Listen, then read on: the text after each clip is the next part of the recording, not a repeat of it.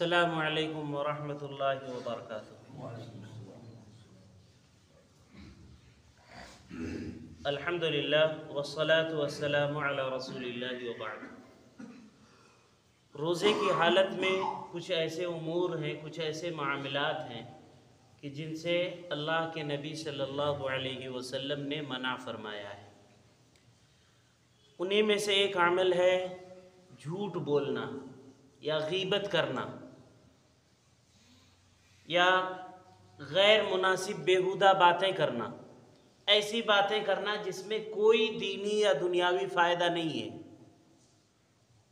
یاد رہے حدیث میں یہ نہیں کہا گیا کہ گناہ کی بات نہ کہی جائے، بلکہ یہ کہا گیا کہ جس میں کوئی فائدہ نہ ہو، لغو بات ہو۔ لغو بات یعنی جس میں کوئی فائدہ نہیں ہے، گناہ ہو یا نہ ہو اس سے مطلب نہیں ہے، ایسی باتیں جس میں کوئی فائدہ نہیں، نہ دین کا نہ دنیاوی کا، تو ایسی باتوں سے پرہیز کرنا چاہیے۔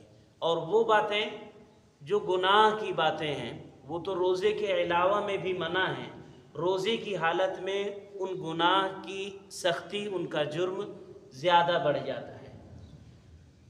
اللہ کے نبی صلی اللہ علیہ وسلم نے صحیح بخاری کی روایت میں ارشاد فرمایا، من لم يدع قول الزور والعمل به فليس لله حاجة في ان يدع طعامه وشرابه۔ جو شخص جھوٹ بولنا اور جھوٹی باتوں پر عمل کرنا یہ نہ چھوڑے تو اللہ رب العالمین کو اس کے اس بات کی کوئی حاجت، کوئی ضرورت نہیں ہے کہ وہ بھوکا اور پیاسا رہے۔ یعنی روزہ اصل نام صرف بھوکے اور پیاسے ہونے کا نہیں ہے، بلکہ اس کے ساتھ ساتھ اتنا ہی اہم ایک اور بات ہے کہ بندہ جھوٹ بولنا اور جھوٹی باتوں کو اپنانا چھوڑ دے۔ اللہ کے نبی صلی اللہ علیہ وسلم نے ایک اور روایت میں گالی بکنے، اول فول، کچھ غیر مناسب، غیر بے حیائی والے الفاظ کہنے سے منع فرمایا ہے۔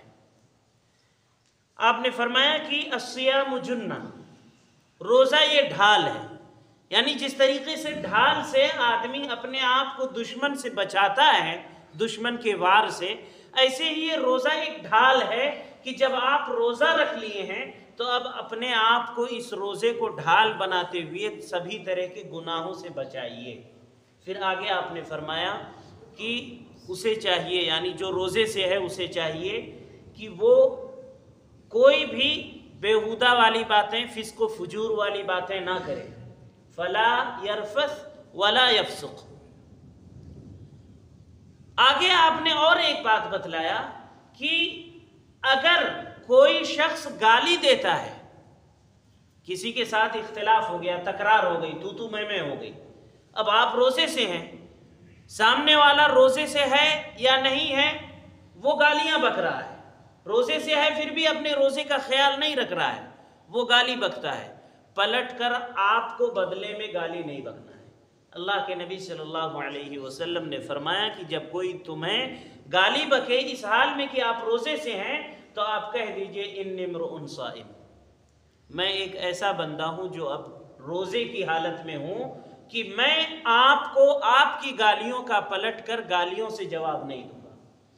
بہتری اور بھلائی اسی میں ہے کہ ایک روزے دار نہ تو خود گالی دے، گالی میں پہل کرے، اور نہ ہی کسی گالی کا جواب گالی سے دے۔ ایک اور کام اللہ کے نبی صلی اللہ علیہ وسلم نے منع فرمایا ہے کہ جب کوئی بندہ روزے کی حالت میں ہو تو وہ وضو کرنے وقت ناک میں پانی اس حد تک چڑھائے کہ حلق میں جانے کا خدشہ نہ ہو۔ آپ نے فرمایا وَبَالِغْ فِي الْإِسْتِنْشَاقِ، استنشاق میں یعنی ناک میں پانی چڑھانے میں اور صاف کرنے میں آپ مبالغہ کریں، إِلَّا أَن تَكُونَ صَائِمًا، ہاں اگر آپ روزے سے ہیں تو ایسا نہ کریں، احتیاط رکھیں۔ ایک اور مسئلہ اور آخری مسئلہ ہے یہ آج کے درس کا، یہ ان لوگوں کے لیے ہے جو شادی شدہ ہیں، شادی ہو چکی ہے، بیویوں والے ہیں۔ اللہ کے نبی صلی اللہ علیہ وسلم کے بارے میں उम्मुल मोमिनीन आयशा सिद्दीक़ा रज़ी अल्लाहु अन्हा इरशाद फरमाती हैं कि कान रसूलुल्लाह सल्लल्लाहु अलैहि वसल्लम युक़ब्बिलु व युबाशिरु व हुवा साइम। अल्लाह के नबी सल्लल्लाहु अलैहि वसल्लम रोज़े से होते थे और रोज़े की हालत में आप बोसा लेते देते और बगलगीर होते। आगे आयशा रज़ी अल्लाहु अन्हा ने फरमाया एक बात, वकाना अमलकुकुम लिइर्बी, वो अपने आप पर, अपने जज्बात पर, अपनी ख्वाहिशात पर तुम में सबसे ज्यादा काबू पाने वाले थे। यानी उन्हें इस बात का खदशा नहीं था कि वो आगे कोई और ऐसा काम कर बैठेंगे जिससे रोज़ा फासिद हो जाएगा। एक सहाबी अल्लाह के नबी सल्लल्लाहु अलैहि वसल्लम के पास आए और यही मसला दरियाफ्त किया, तो उन्हें भी अल्लाह के नबी सल्लल्लाहु अलैहि वसल्लम ने यही तंबीह किया कि अगर आप अपने आप पर काबू रख सकते हैं तो आपको ये मामलात करने में कोई हरज नहीं है। वो मियाँ बीवी जो अपने आप पर काबू नहीं रख सकते हैं या उन्हें खदशा है कि वो गुनाह में पड़ जाएंगे, तो ऐसे लोगों के लिए शरीयत ने मना किया है कि वो ऐसे मामलात आपस में ना करें जो गुनाह तो नहीं है लेकिन गुनाह तक पहुँचाने का सबब बन सकते हैं। अल्लाह रब्बुल आलमीन हम सभी को किताब व सुन्नत की सही समझ आता फरमाए। आमीन। वसल्लल्लाहु अला नबी व अला आलिहि वसल्लम। सुब्हानक।